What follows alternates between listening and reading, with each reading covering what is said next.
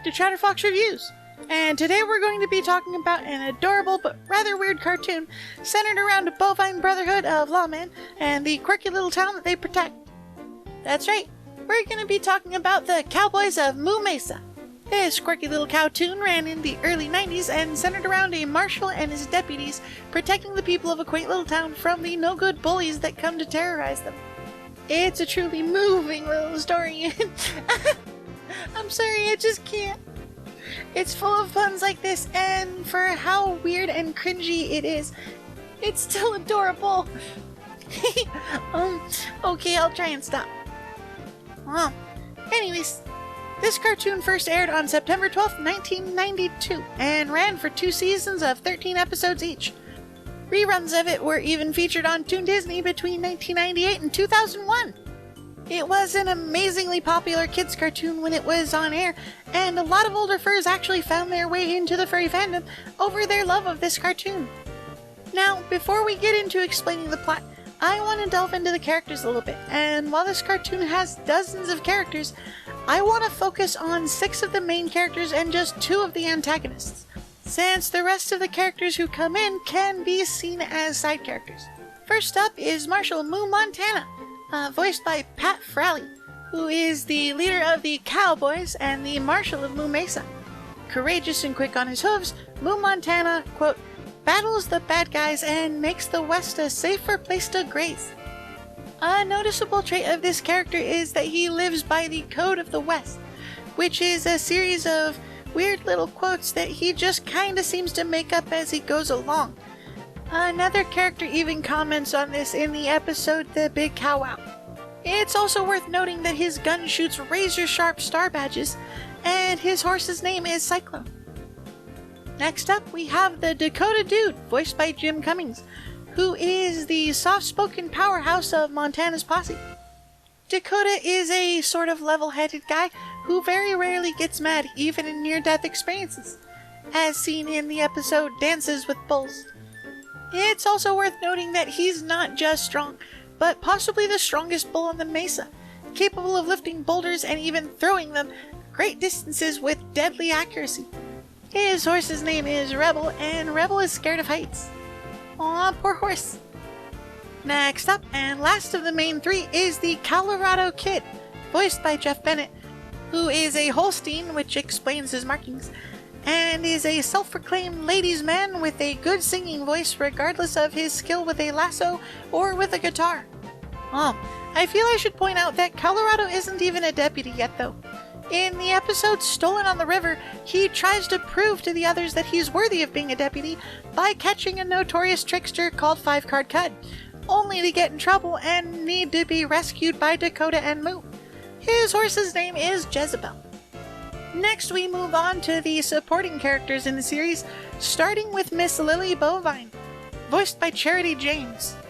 She is a bartender, a former showgirl, and the owner of the saloon called the Tumbleweed, where the boys often go after a hard day's work to unwind with a sarsaparilla.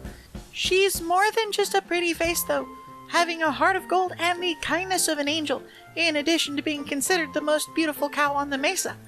She is remarkably well respected among the citizens of Moo Mesa too, since her generosity and kindness have helped a lot of people.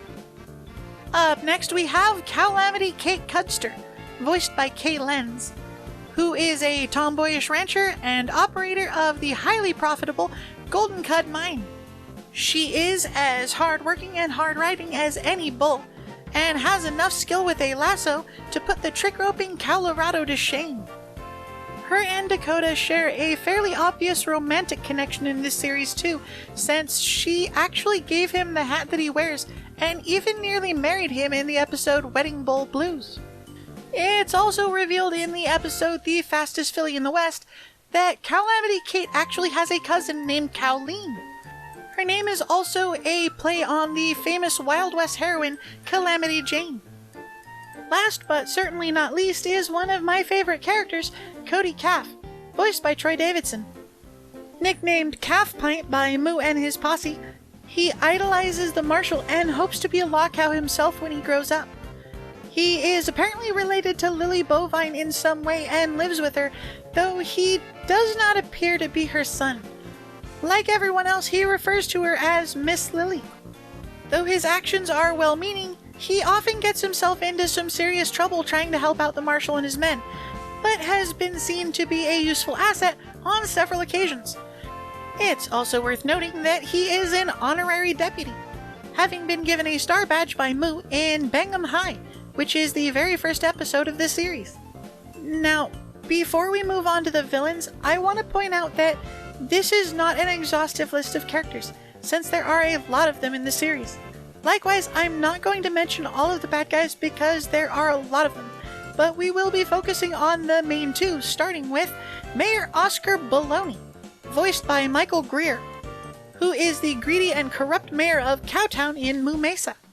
Baloney rigs elections, as seen in the episode Stolen on the River, and makes taxes so high that the masked bull compares it to stealing. He also serves as Cowtown's crooked Justice of the Peace and as bank president. He actually tries to cheat the good people of Cowtown out of their money in almost every episode, which is inevitably stopped by the Marshal and his boys. In the episode A Thoroughly Modern Lily, he even tries to swindle Miss Lily out of her saloon, which is on one of the only plots of land in Cowtown that he doesn't already own. Up next is Sheriff Terrible, voiced by Joe Piscopo, who was selected by the corrupt Mayor Baloney to be the town's sheriff. Terrible uses his badge and his title as sheriff to conceal his evil intentions. When committing crimes, Terrible takes on the guise of the notorious outlaw called the Masked Bull. Curiously, Terrible has an upright posture as the Masked Bull, but when he's seen around town, it looks like he has a hunched back. In the episode Bulls of a Feather, it's revealed that Sheriff Terrible has a criminal younger brother by the name of Horrible.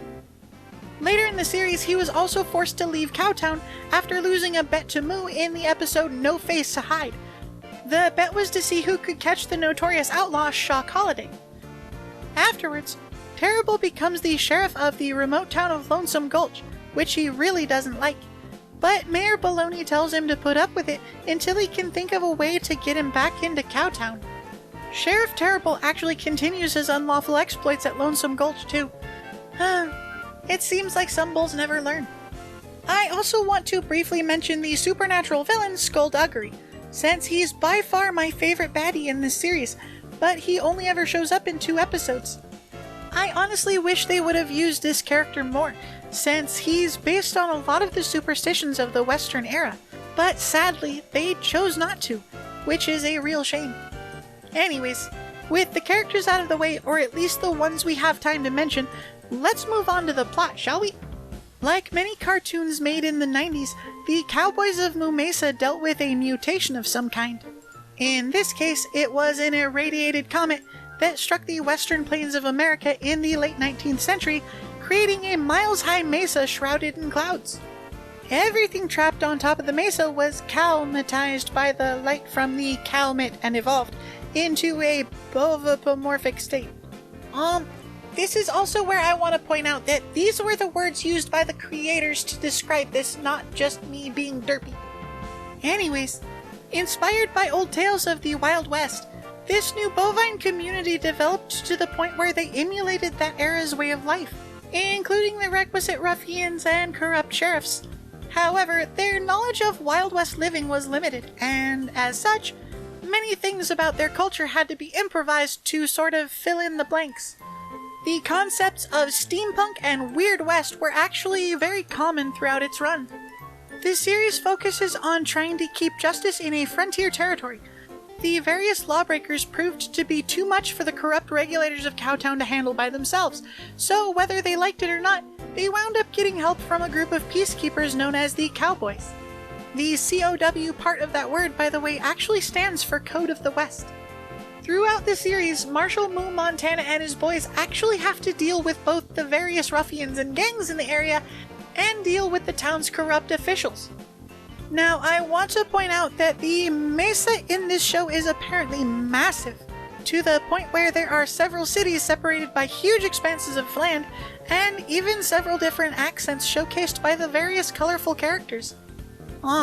In my opinion, the show was insanely well thought out, and I honestly wish it had gotten more than just the 2 seasons it did.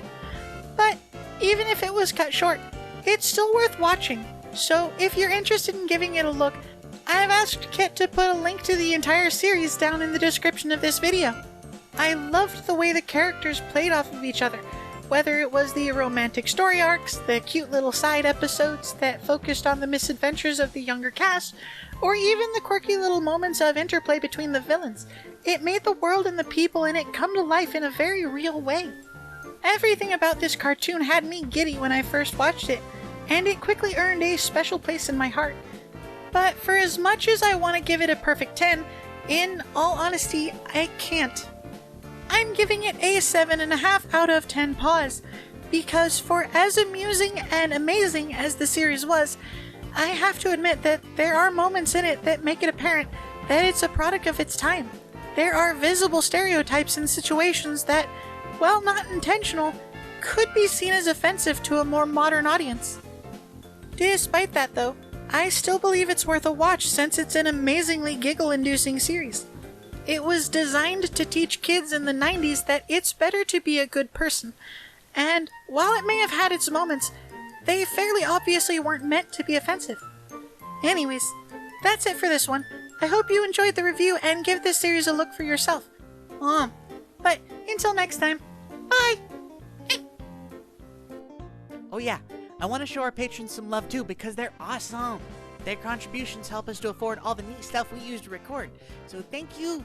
And if you want to become a patron too, you can click the link down in the description. You'd really be helping the channel out, and you'd get a couple nifty goodies too. Anyways, if you made it this far in the video, then yay, you're amazing. By the way, subscribe. Please don't make a foxy beg.